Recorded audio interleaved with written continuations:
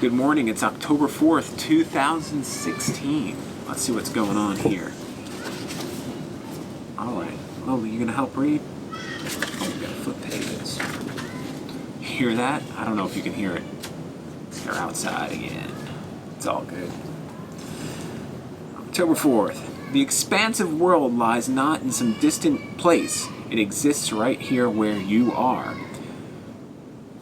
That is why you need to win where you are right now. Today's victory is linked to your eternal victory. Here we are with this eternal stuff again. I wish they wouldn't use the eternal word. Just say, like today's victory is linked to your lifelong victory. How about that? That would make more sense. Anyway, let's get the day started. Oh, Lola's gonna say hi.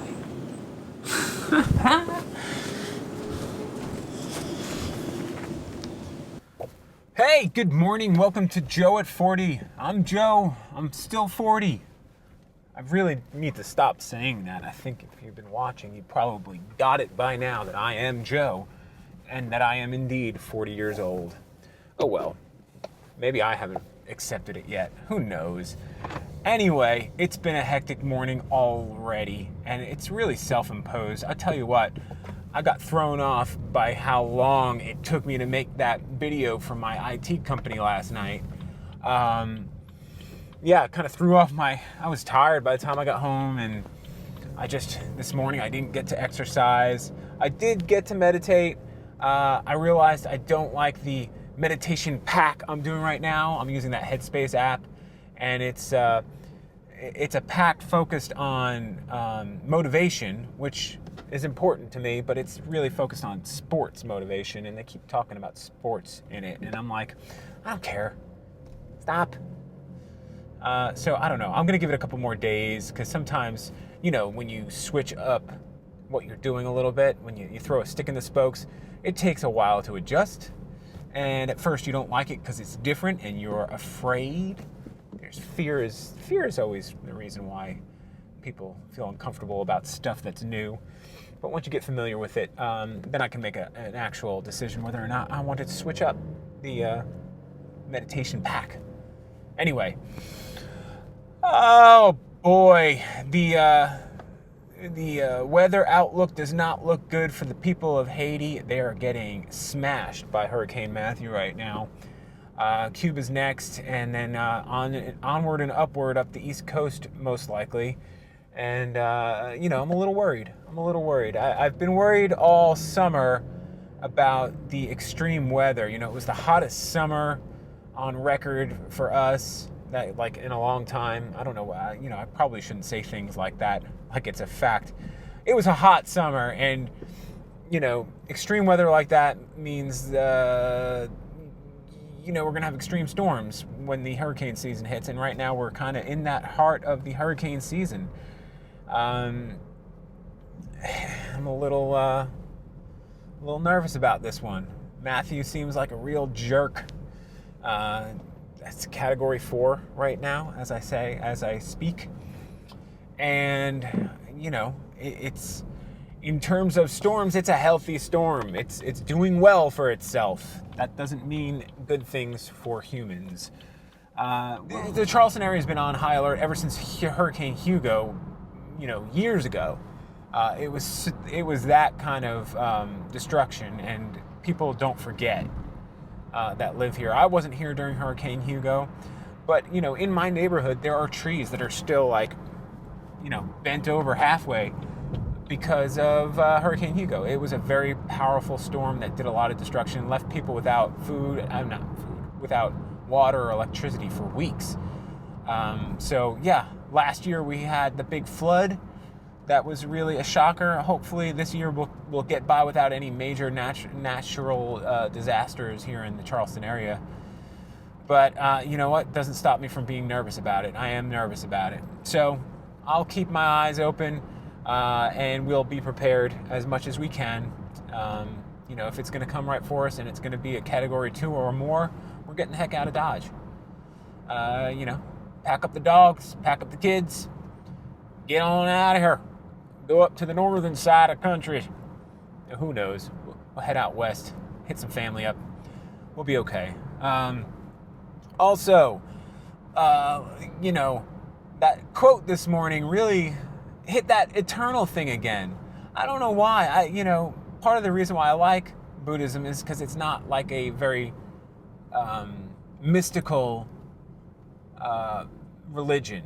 I kind of say religion with like, it's not really a religion, it's more philosophy, at least the way I take it. And when they use words like eternal, that starts to get into mystical things, because we can't really say eternal scientifically. There's no such thing as eternal because you can't measure that.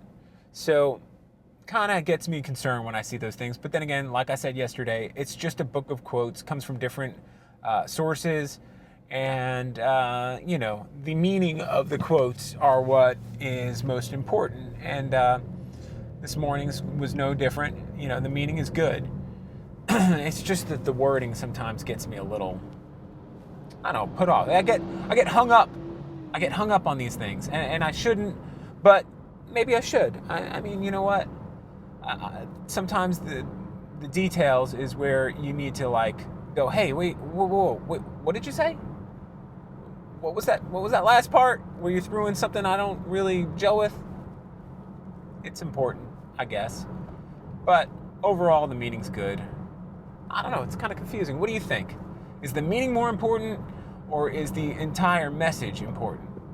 I know I fumble over my words all day long. I say things out of context. I say things without base, trying to get my point across.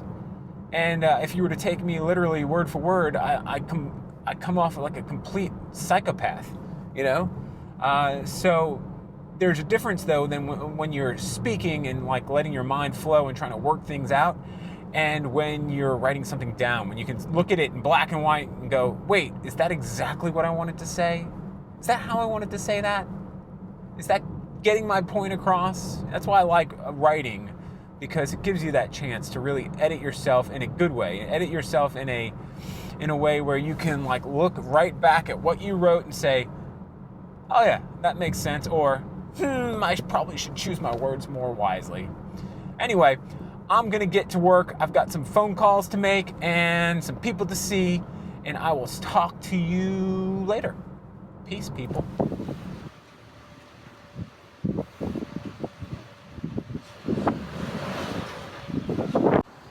Places I would not want to be if a hurricane hit. Look at this. It's scary. I've been to a few marinas over the last couple of days trying to help them get their backups sorted out just in case this storm actually does hit us. And the phone's been ringing off the hook at all of the locations I've been to so far, with people asking what to do about their boats. And these guys have been busy taking boats down and putting them in the water so people can take it to a landing so they can put it on a trailer and get it out of Dodge. But as you can see, there's a lot of boats that are still sitting up on the dry dock. I drove by the Harris Teeter in Mount Pleasant. It was a complete shit show. Totally packed, craziness. Couldn't even get in the parking lot. So then I went to the Whole Foods, and like there's parking spaces everywhere. I didn't even have to wait like for more than a minute online. Nothing more than usual. It wasn't even crowded. I guess in an emergency, nobody wants to go to Whole Foods. Oh well. All right, I'll check back in with you while I'm sitting in traffic. All right, folks, and so it begins. I'm heading home. Still not quite sure what I'm gonna do. I mean, they're basically saying if the storm track doesn't change by tomorrow at 3:00 p.m., the Interstate 26, which is basically the way in and out of Charleston, not shut down. It's only going to be going one way, and that's out, which I think I explained before. And holy cow, I just got over the bridge, and I'm just looking at the traffic going, oh my goodness. Let me move this a little bit. Yeah, so, wow, this is going to be a fun drive home. Whatever, that's why I'm talking to y'all. You got to hear me jibber jabber. I'm going to drink some Chameleon cold brew coffee that I picked up from the Whole Foods just to keep myself energized through this ride. And I just ate a vegan almond cookie. So yeah, I'll probably get all nuts in a few minutes. Oh, that's nice and bitter. In a good way. Anyway,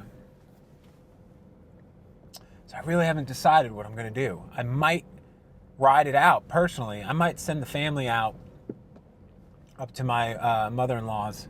I might send her and the kids and the little dogs, and maybe I'll have Jackson stay with me, possibly, and we'll ride it out till, you know, not the last minute, but if it feels like, you know, I'm saying if it's supposed to come Friday night and that thing hasn't changed course or, you know, lessened its impact by maybe the middle, 3:00 Friday morning, maybe I'll just jump in the car and head out. And if that's the case, I'll do what I got to do. And me and Jackson will have interesting conversations as he pants and I do my video log. You'll have marathon video logs. I'll see how long you can do a YouTube video log. Maybe I'll do a live YouTube video log and just have my phone propped up so y'all can just watch traffic. Wouldn't that be interesting? I'd probably get more views from other people sitting in traffic going, look at this idiot sitting in traffic, as they're sitting in traffic. I don't think that works. Anyway, that would be good. Oh, this guy's texting in traffic and causing more traffic. I love it. This is what happens. Is you get stuck in traffic and then nobody's paying attention because they're all bored to shit. So they start texting and browsing the web and updating their Facebook and doing video log. Oh, yeah. So, no, I'm actually paying attention. I'm looking at the road. I can talk and drive. I might talk nonsense, but I'm talking and I'm driving and I'm not paying attention to the camera. I'm paying attention to the road. So, yeah. So, whatever. Yeah, it's a little weird, man. I'll tell you what. I put that video together last night, and I was serious about it, about backing up data, and that's all I've been doing all day long, is running to my smarter customers and making sure their backups are working. There's a couple of people who had failed backup. This one place I went to today, their backups had been failing. They didn't even know it, and I don't monitor their stuff.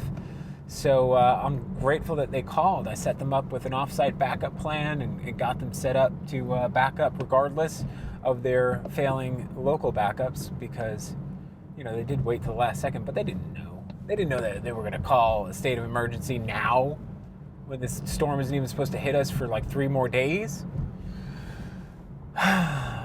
Sad news is my daughter has been waiting for the Growlers to come to Charleston forever.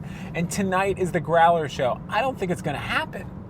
I mean, I cannot imagine they're going to have a Growlers show tonight. And if they do, I'm not driving down there because I've got to preserve the gas. I mean, the lines for the gas station, you'd think it's 1979. It's crazy. Yeah, there's no getting gas right now. And I think by the time the lines let up, they'll be out of gas. So I don't want to waste the gas. Well, we'll figure it out, though. I mean, if I have to siphon gas from my Lexus that's sitting in my driveway doing nothing, how funny would it be if a tree falls on my damn Lexus because of this hurricane? I still don't I just checked like an hour ago while I was waiting on a backup to complete for one of my customers. Still no police report. Still no police report. And guess what? Now that we're in a state of emergency, I'm never getting this police report. This is my car now. I'm never getting my other car back. Ever. And that thing had like a full tank of gas when it got to the accident. So I could probably siphon it, I think. Just take a hose. You stick a hose in one. You suck on it. You choke half to death from the stanky ass gasoline getting in your throat. And you pour it into the other one. I could do that. Worst case scenario, I'll YouTube it. How to siphon gas. So I think we'll be okay with gas, at least to get out of here. I just bought some canned goods from the Whole Foods, all like vegan stuff, beans, Amy's soups. Got some apples, a bunch of apples, some more nuts. I should be good. I got more dog food because I know my wife didn't pick up dog food when she went grocery shopping earlier. But, I'm just preparing for the fact that we might have destruction on our hands for the next week and we won't have access to supplies. So I want to make sure that the dogs have at least another week's worth of food. Those dogs got to eat. What else did I get? I got some more, LaCroix. I swear I have the bougiest supplies going on for my evacuation or non-evacuation, my stay evacuation. Is there a word for that? Oh yeah, it's called stupid. Yeah, so I have all my supplies are silly. I got all that stuff and a 6-pack of beer because I figured at some point I'm just gonna be bored to tears. If I stay back like Thursday, there'll be nothing to do. Hey, just sorry about that last bit getting cut off in the middle of me rambling, but my assistant called and we got into a long conversation about what our plans are for the rest of the week. Good news is the Growlers show that my daughter has been excited about has not been canceled. They actually posted saying that the show is still on. Pain in the ass for me because now we got to go all the way back downtown because my daughter has no ride home and I have to take her back home. She doesn't understand that we're going to be sitting in traffic on the way back, even at like 11 o'clock at night, because they are taking this thing very seriously still. Nothing has improved over the last couple hours, so as far as I know, people are still going to be evacuating all day long, all night long for the next few days. So it's going to be interesting. I'm kind of interested to see how this all plays out over the next few days. Everybody's having such a good time, you would never know that we're supposed to be evacuating.